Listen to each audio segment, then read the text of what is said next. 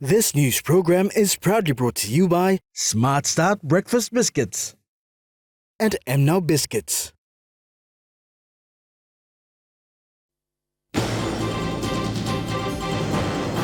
Member for Paella Pogera commits 5 million kina to address law and order in the district.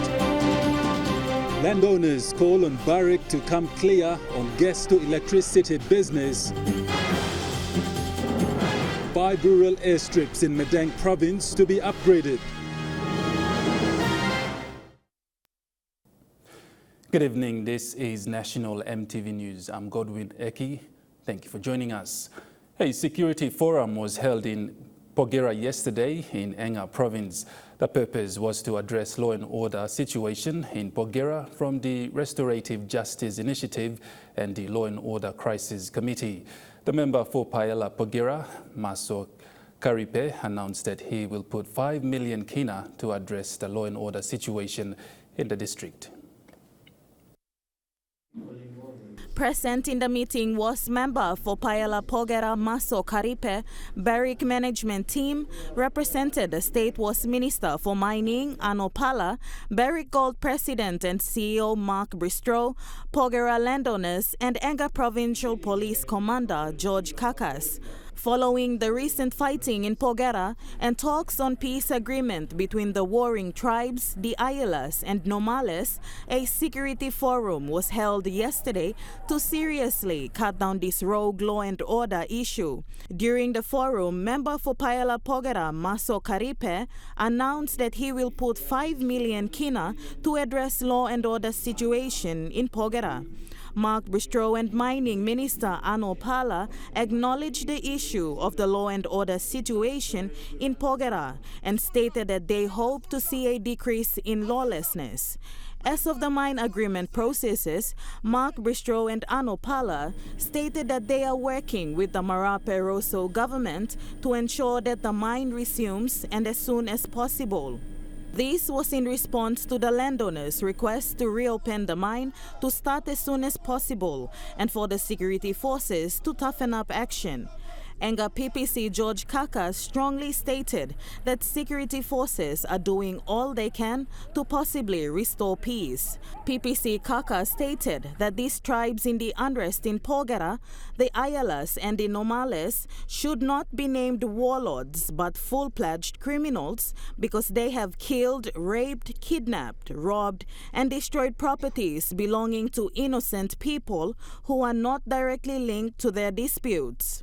He called on the local leaders to take the initiative to further resolute peace amongst their tribes and said law will not be compromised under his watch.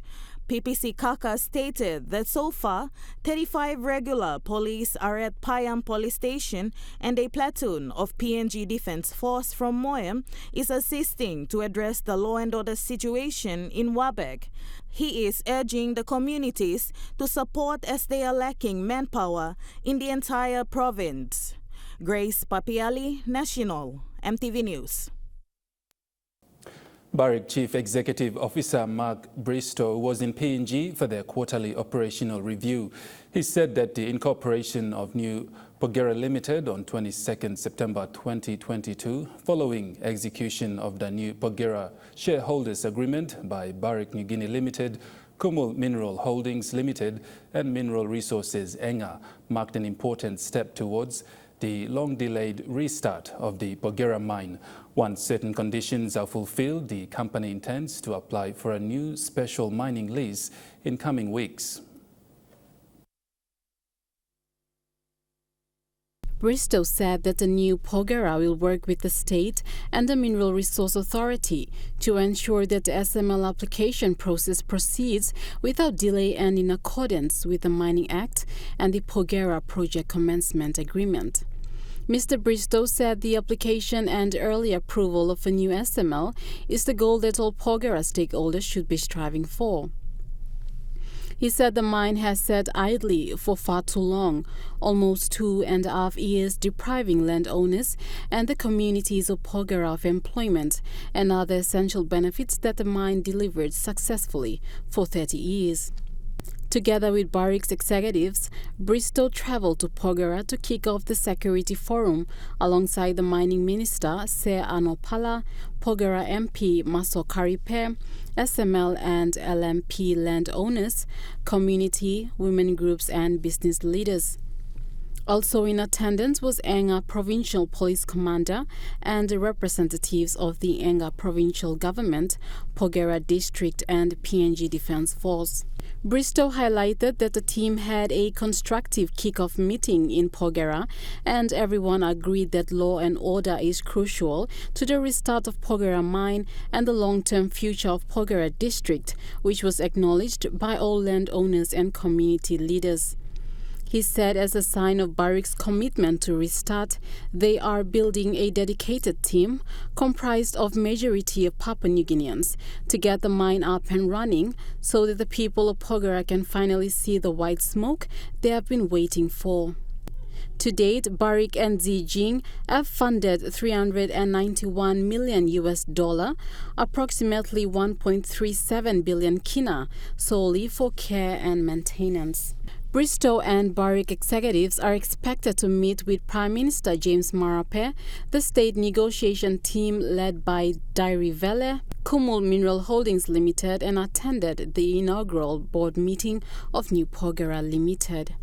Cynthia Maku, National EMTV News.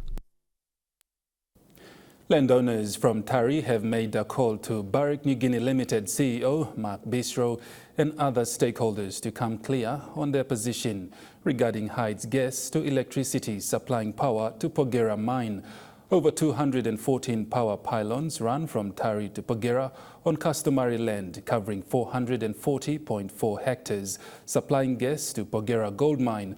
Over the last 30 years, landowners have not been a beneficiary to gas to electricity business. Since 1992, landowners from the Hydes area in Tari have not benefited from power pylons built on their customary land. Mogolawagi, a landowner from the PDL1 area, has been fighting this battle for 30 years for some form of compensation to the landowners that 214 power pylons are stationed on in supplying power to the Pogera mine. After 32 years, no agreement from that giant mine Pogera to source of power to Hyde's PDL1 was powered by gas plant. Prominent entity businessman and landowner Alfred Andapanga Baliawe stated that a landowner incorporated company called Trans Provincial Corporation Limited has been set up through Kumu Mineral Holdings, and it is through this company that the LOs are calling for Barrick and other stakeholders to manage and oversee as an independent business. So what we now propose to Kumu now is we want that company, Trans Provincial Corporation Limited, to be a fund management company where it can be managed by Barrick, it can be managed by Oil Church, it can be managed by ExxonMobil and professionals, so that once the dividends are cleared, it can be paid in the form of increments in the existing list they collect on the ground. Mr. Baliawe also added that this will provide project security to the company so they can also make their profit, and the responsibility and ownership comes back to the people. Business is also because we want to take ownership of the power pylons to give an assurance to Barrick so that it does not face what it does in the last 30 years when one pylon goes down. Barrick knows what it feels like when one pylon goes down in the Pogera Valley. We're now saying that yes, that business has been giving us back to the landowners. We will now take ownership of the power pylons. The shareholders are directly 214 power pylon landowners. They will look after the pylon. The landowners are collectively calling on the government to give the gas to electricity business back to the landowners. Rocky Iso, National EMTV News. Prime Minister Marape has announced an approval of over 900 million kina, respectively to Pogera and Wafi Golpu, as infrastructure and business development funds for both project area landowners and provincial governments. Marape said the Barrick team, led by Bristow, and the government team travelled to Pogera yesterday for a brief security forum.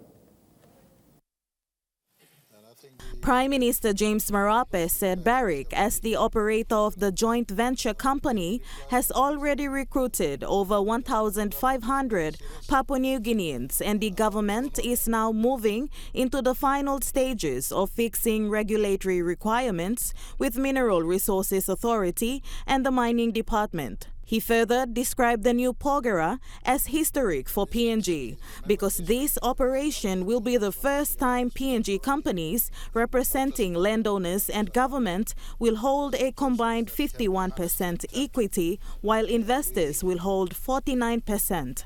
He extended his gratitude to Bristow and Barrick Gold for respecting the government's policy to hold 51% share in the new Pogera.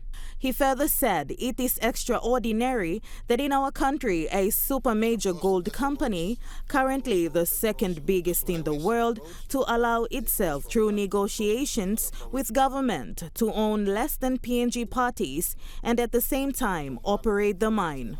Grace Papiali, National, EMTV News. At least 5 rural airstrips in Medang province have been given priority by the governor, Ramsey Pariwa, to take immediate actions to upgrade these rural airstrips. This is following the signing of a memorandum of agreement between the Medang provincial government and the Rural Airstrip Agency in Port Moresby today. There are about 500 to 600 rural airstrips in the country, and a lot of them have been decommissioned. This was alluded to by the CEO of Rural Airstrip Agency, Alpha Silasa. He made this statement today during the signing of the Memorandum of Agreement with the Governor for Medang, Ramsey Pariwa, for the upgrade of 5 rural airstrips in Medang. Under this agreement, we are happy that the Governor has selected certain airports, airstrips, in his province that he would like us to go and have a look at it.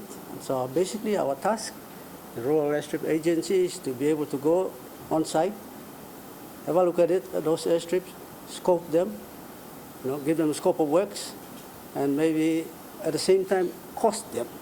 Mr. Silasa emphasized that such partnership is vital to get these basic services to the people in the rural communities.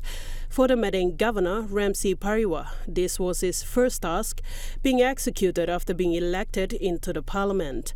He said he is glad to sign the MOA between the Medang provincial government and Rural Airstrip Agency to roll out some rural airstrip upgrades in Medang. As the governor of the province, I see that there's big challenges there, and there are a lot of airstrips in Medang. There are so many airstrips, which I can name, but I've chosen 5 airstrips that we are going to immediately take action.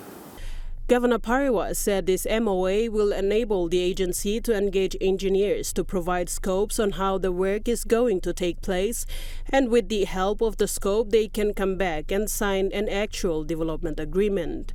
He added that it will be a joint venture agreement so that they can counterfund this project. National government may fund through, and the Rural Airstrip Agency will facilitate restoration, upgrade, and also the maintenance. I think we'll also capture the training of the local individuals who can be there to maintain the airstrip as we go. This program has been signed by the national government with the Rural Airstrip Agency, but not a lot of governors have taken the initiative to talk to the agency and see how the agency can come in partnership to proceed with this important service delivery mechanism. Sharon Engnui, National, EMTV News. Medang Governor Ramsey Pariwa remains adamant to deliver services to the people in his province, despite being served with 3 election petitions. Governor Pariwa has assured the people that these election petitions will not stop him from performing his duty as the governor to serve the people. He made this statement when signing an MOU with the Rural Airstrip Agency to upgrade rural airstrips in his province. So I have 3 election petitions against me, but let me assure the people of Medang that no election petition will stop me from performing my duties and responsibility to serve them. With these election petitions against me, I'm glad to announce this morning that now I'm going to sign an MOA agreement between the Medang provincial government and the Rural Airstrip Agency. You're watching National EMTV News. We'll bring you more stories after the break.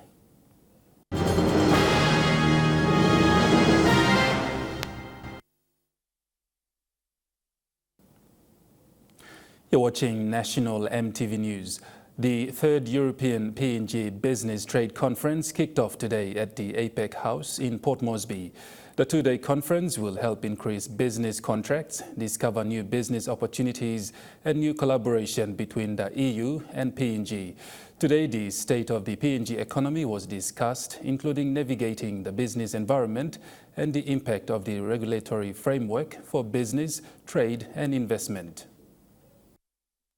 On business, trade. A world-class conference pertaining to the third European Union PNG Business Trade and Investment Conference began today with many visitors from Europe, including those in the business sector, packing the APEC House. A panel discussion was also held on navigating the business environment and the impact of the regulatory framework for business, trade and investment. Speaking on regulatory framework, PricewaterhouseCoopers, Mr. Peter Burney addressed issues surrounding regulatory framework. But basically one of the issues is that the places from which regulations emanate are many. So we have ministries, government departments, statutory authorities, other governmental agencies, national level, provincial level, local level. So the scope of regulation and the places from which they emanate are incredibly wide.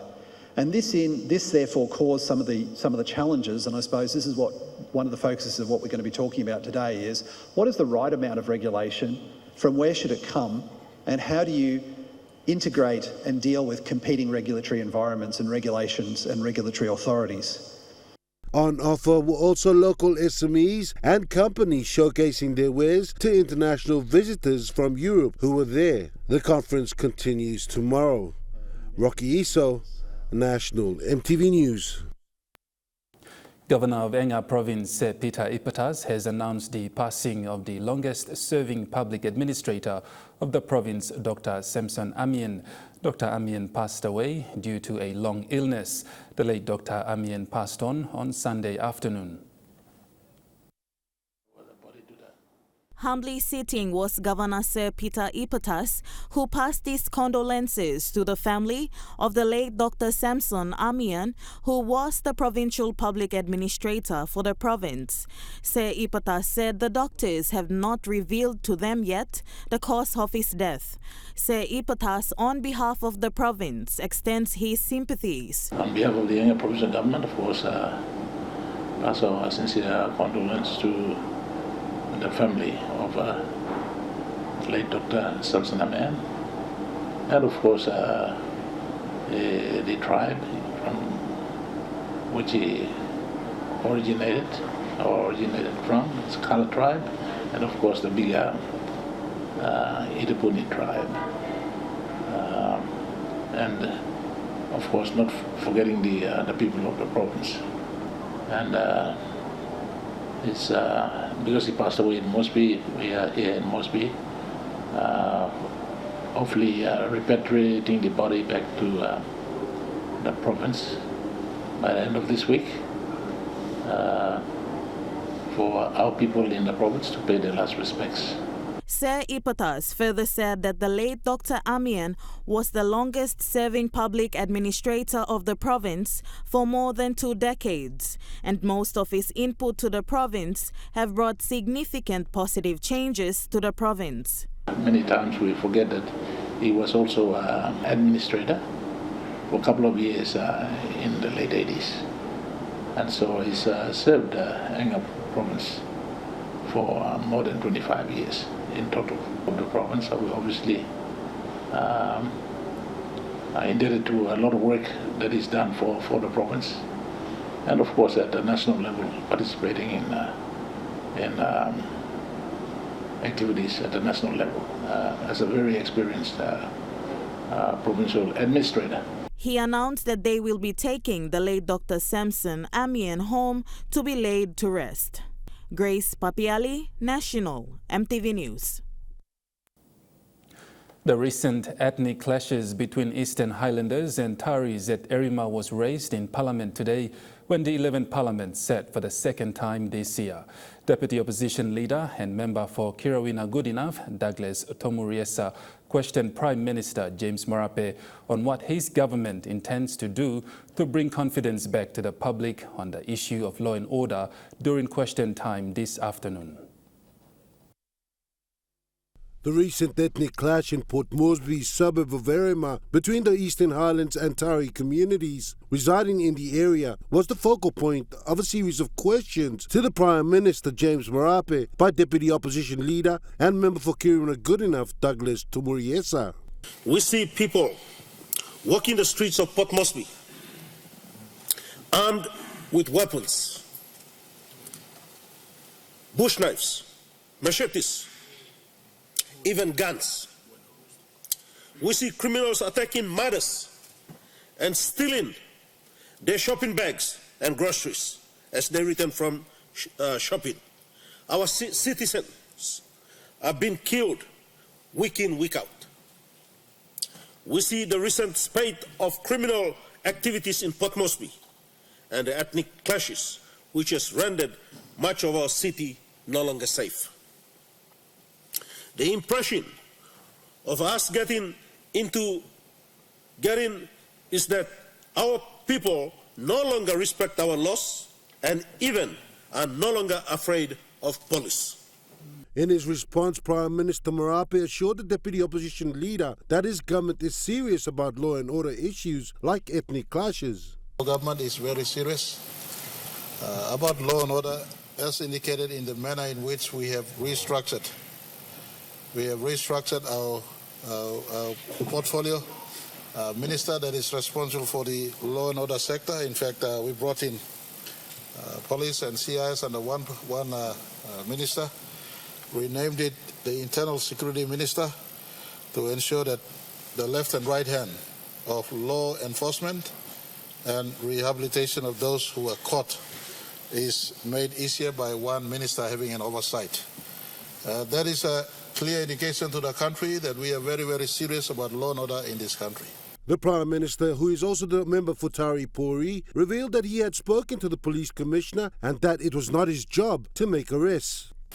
And the indication of lack of police ability to police law and order is the lack of arrest happening in Port Moresby. If it is not happening in Port Moresby, God help us, elsewhere it is not happening. So we're not trying to approach from a cut and paste piecemeal approach. We're stepping back now in a holistic manner. We've given instruction for police recruitment to take place next year onwards so that we get up police number up to 10,000 in the next 10 years.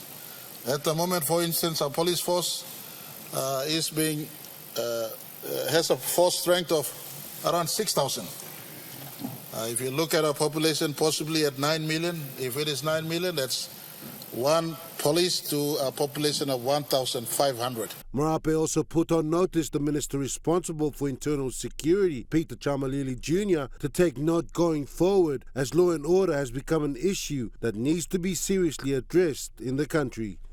Rocky Iso, National MTV News.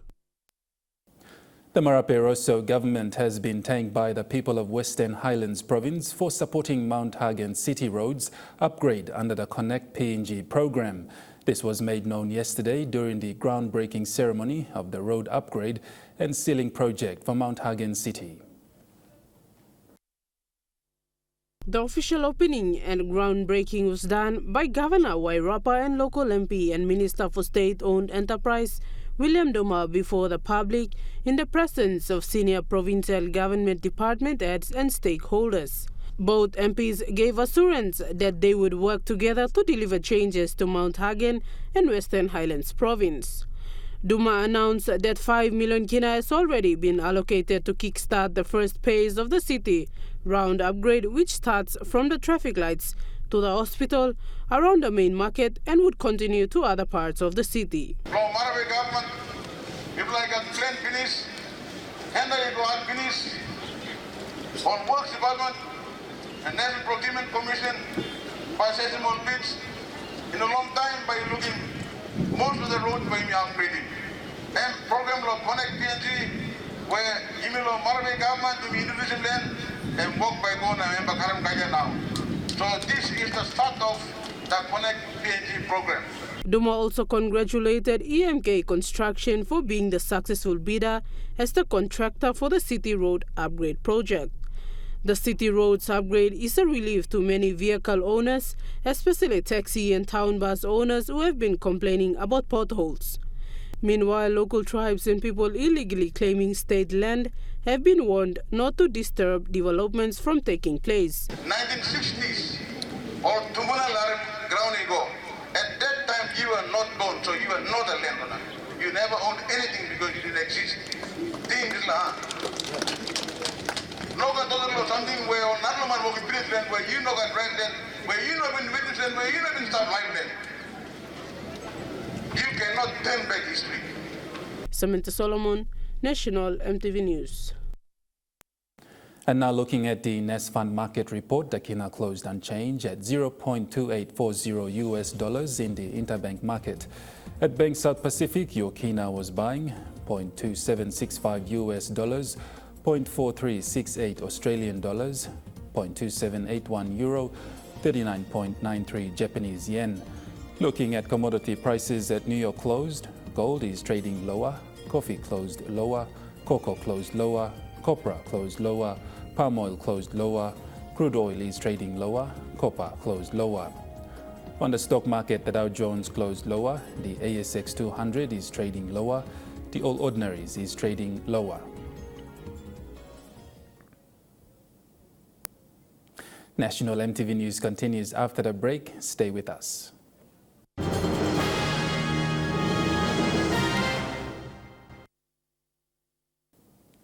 Welcome back to the news. Alotau urban cluster teachers were honoured on National Teachers' Day with moral-boosting news about their employment prospects at a colourful ceremony at the Huhu Craft Market last Friday, the 7th of October. Although National Teachers' Day is celebrated on 5th of October, the Alotau teachers were given the day off on Friday to celebrate the day by Milne Bay Education Division Principal Advisor Roma Tobden. Teachers and students marched with their colorful decorated floats from Alotau Town War Monument along Charles Abel Highway to Huhu Craft Market for speeches and festivities. Principal Advisor to them, in his keynote address, told the teachers the news that in terms of their employment by their employee PNG Teaching Service Commission, that Milne Bay will be the first province to have PNG TSC endorse the new structure. The PNG Teaching Services Commission 166 Curriculum Structural Reform and Standard-Based Curriculum was reviewed and amended. Its Determination 5 of 2021 evaluation of base level for all sectors, including the elementary, primary, high schools and vocational school, will be effective as of January 2023. Mr. Tuidam advised teachers to fill in their resumption forms with the new changes to resume next year.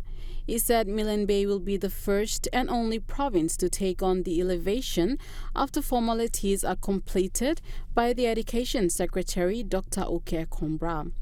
Alotau Urban Cluster Teachers Chairperson Margaret Frank said this was the first time for the urban cluster schools to celebrate the day and acknowledge the local level government sponsorship.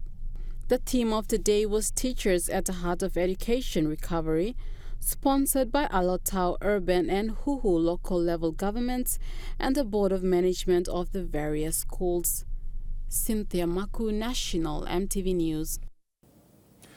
The Executive Director of Business Coalition for Women, Yvonne Kennedy, said family and sexual violence is a major concern and a human rights issue in PNG. She said the major impacts of family and sexual violence in the workplace affects an employee's performance. They get distracted, tired or unwell, causing conflict and tension with co-workers. She said Business Coalition for Women aims to support companies to address violence. Family and sexual violence is experienced by women, men, and children. In most cases in Papua New Guinea, it is mostly experienced by women and children. The executive director, Yvonne Kennedy, said, according to the survey conducted by PNG Law Reform Commission, around 2/3 of women had been hit by their husbands and 1/3 of men had been hit by their wives. She said these men and women are employed across all sectors and range from junior staff to the most senior executives, and it is very probable that some employees are affected by family and sexual violence. So what we do is we have a family and sexual violence policy that helps people in the organisation understand that if they're going through family and sexual violence, that there is a contact point within those organisations who'll be able to assist them as well. So we have key workers in the organisation who can recognise family and sexual violence in the workplace. They're able to respond appropriately and in line with their policy to family and sexual violence, and they understand the referral pathways in Papua New Guinea so they can refer people to the different services. Ms. Kennedy said their aim is to ensure workplaces are safe, free of violence, and supportive of staff who are survivors of gender-based violence. It's a significant cost to businesses if they don't address family and sexual violence. And we understand, yes, it might happen at home, but it does impact the workplace. So that's what we're trying to encourage, that businesses can work with their staff and understand the issues and can respond appropriately.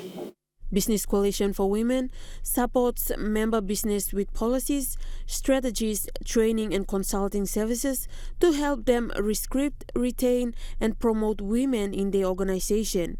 In doing so, the coalition enables women to fully participate in the private sector and fosters access to more and better talent for the companies they serve. Esther Gane, National EMTV News. Wawin National School of Excellence in Morobe Province graduated 152 grade 12 students last Friday. Out of the 152 students, 18 were from the Science, Technology, Engineering and Mathematics class. This was the school's 21st grade 12 graduation stage inside a school campus. School principal Mr. Pal Poo described the graduation event as special compared to other graduation events, as this year saw students graduating as pioneers of STEM.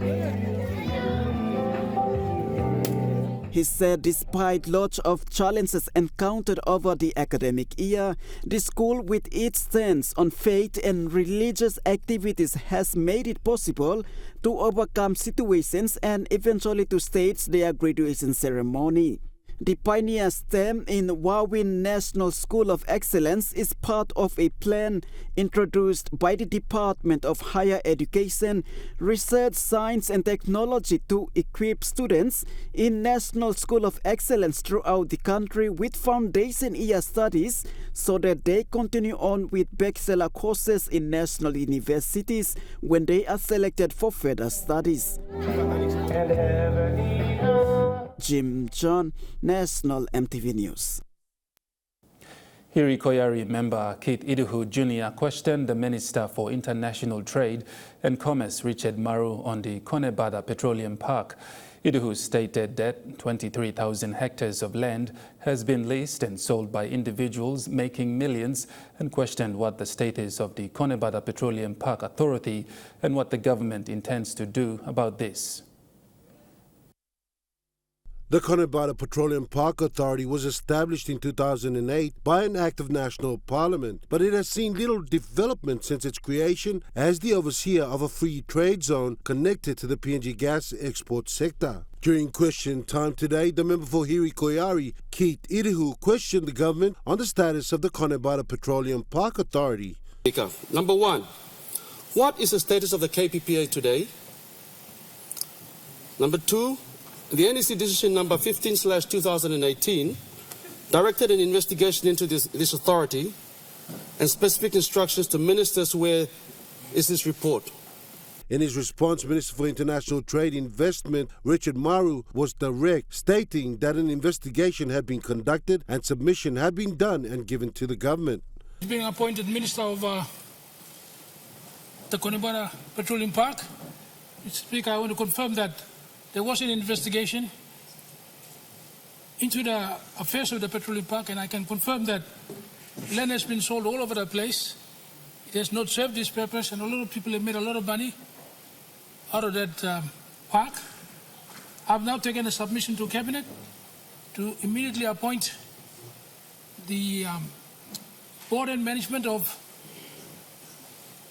the Special Economic Zone Authority to preside over the investigation and see what we can do and come back to Cabinet within 3 months on where the assets, is there any way we can repossess the land, what monies are left, what bills are outstanding, so we can inform Cabinet and make recommendations on the way forward. Mr. Maru stated that the problem started from the initial stages in the agreement when no agreement was done for selling gas locally. Conibara Petroleum Park. The problem started with the way we negotiated the initial PNG LNG agreement.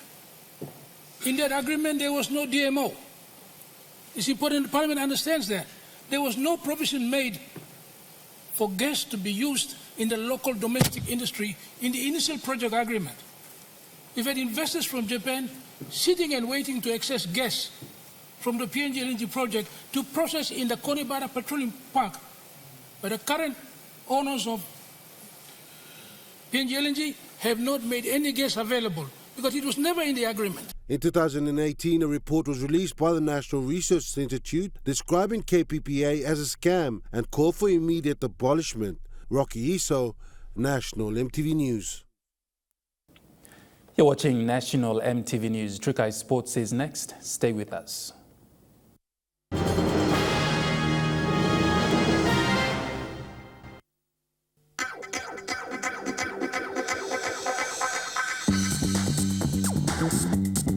Trukai Sports.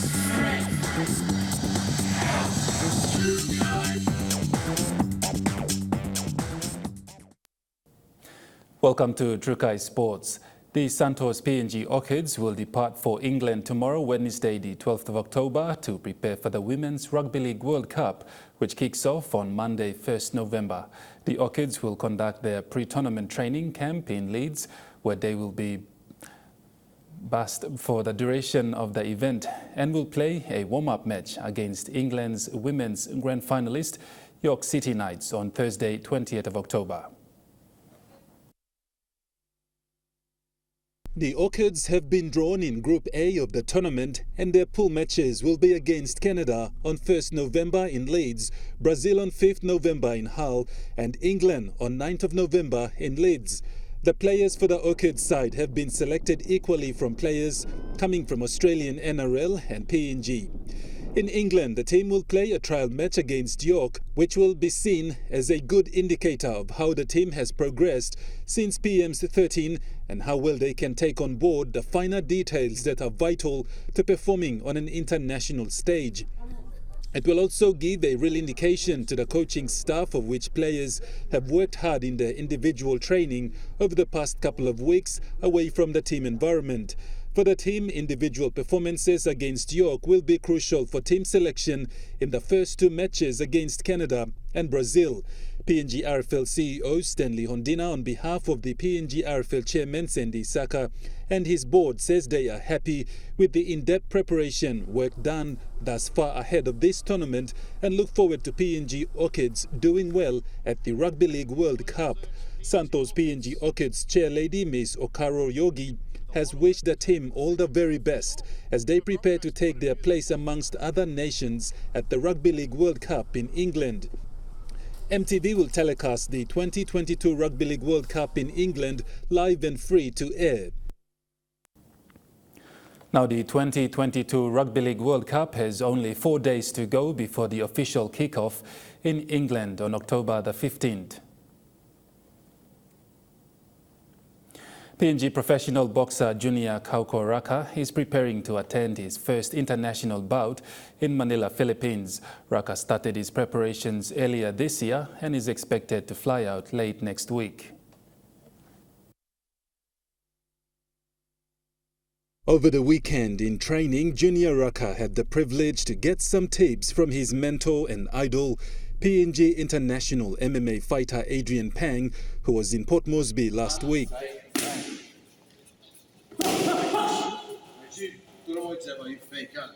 During his training, Raka, under the guidance of the mixed martial arts fighter, took as much advice as he possibly could and the opportunity to learn from one of the best MMA fighter in the world that has represented both PNG and Australia on the world stage. Raka exchanged fists as he gave him his best advice on how to approach his opponent when in the ring and the turnaround time after every break, as well as how to control his breathing when in a battle. MMA fighter Adrian Pang, to show his support to Raka, donated some training equipment, boxing trunks and a PNG flag. Raka has only this week to get himself ready with his team to travel to Manila in the Philippines to attend his first international bout. Raka will depart for Manila on the 23rd of October 2022. Trukai Sports continues after the break with more stories. Stay with us.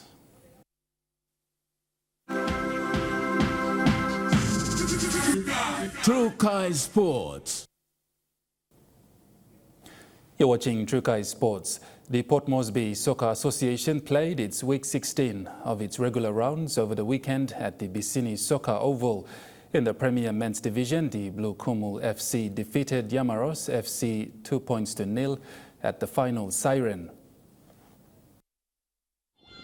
As most of our local sports competitions continue to wind down, in round 16 of the Port Moresby Soccer Association, saw Blue Kumuls FC defeat Yamaros FC 2-0 goals at full time. Blue Kumuls dominated the match right from the start to the finish. The first half score was 1-0 as Yamaros trailed. Throughout the season, Blue Kumuls has been training to make it this far and are aiming to claim the 2022 Port Moresby Soccer Association title. A player from the Blue Kumuls club who has performed remarkably well was given credit by Blue Kumuls FC coach Mati Terry. Paul Sepu Jr. Paul Sepu has been doing a lot of work within the team training. At first he wasn't part of the team initially, but when a team grows, it grows with it. And as we close the back end of the season, he's currently playing in the first team now, and he's one of our best players at the moment. Coach Terry went on to add that after the match, the Blue Kumuls FC will work closely on minor areas of improvement, such as strengthening their forefront to secure a spot in the top 4 position. Currently, we will be looking at strengthening our forefront, like our top 3 position in front, so that we can get the goals that we need. Because currently we're all sitting in the top 4 position with 1.2 difference. So we want to strengthen that pace going into the finals, and that's what we're looking at. Overall, Monkas FC sits at the top of the Port Moresby Soccer Association ladder, followed by Momase FC and Genesis FC, along with Blue Kumuls FC in the Men's Premier League. Lisa Puni, Trukai Sports. That ends Trukai Sports. The weather report is next. Stay with us. Trukai Sports.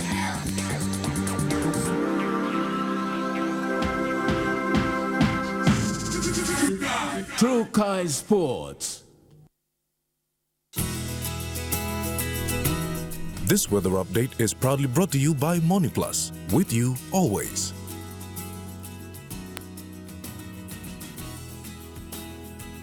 Weather forecast for the next 24 hours. Southern region, Port Moresby, possible showers and thunderstorm, then partly cloudy. Daru, cloudy periods, rain periods tonight. Kerema, few showers and thunderstorm, then cloudy tonight. Alatau, brief showers tonight. Popondetta, mostly fine, partly cloudy.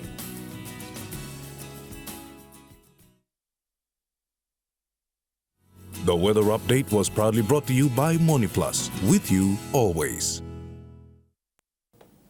And that wraps up the news, sports and weather for Tuesday, the 11th of October, 2022. From all of us here, pleasant viewing. Bye for now.